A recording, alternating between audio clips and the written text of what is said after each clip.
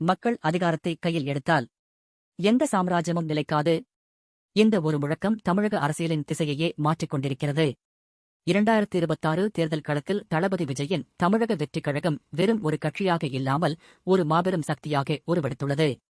இனி தமிழகத்தில் அரசியல் செய்ய நினைப்பவர்கள் விஜயை எதிர்த்தோ அல்லது ஆதரித்தோதான் இயங்க முடியும் என்ற சூழல் உருவாகிவிட்டது.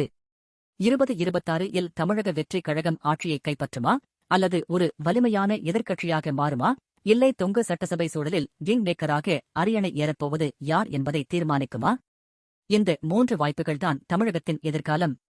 ஆந்திராவின் சந்திரபாபு நாயுடுவைப் போல தரவுகள் மற்றும் தொழில்நுட்பம் சார்ந்த கிறிஸ்பான அரசியலை முன்னெடுக்கும் விஜய் 20 ஆண்டுகால திராவிட ஆதிக்கத்திற்கு ஒரு மிகப்பெரிய சவாலாக மாறியுள்ளார். திமுகவின் தேர்தல் கனவுக்கு விஜயின் வருகை ஒரு மிகப்பெரிய சிம்மசொப்பனம். மக்கள் அதிகாரத்தை தன் கையில் எடுக்க தயாராகிவிட்டனர். வரும் தேர்தலின் வெற்றியாளர் யார்? பொறுத்திருந்து பார்ப்போம்.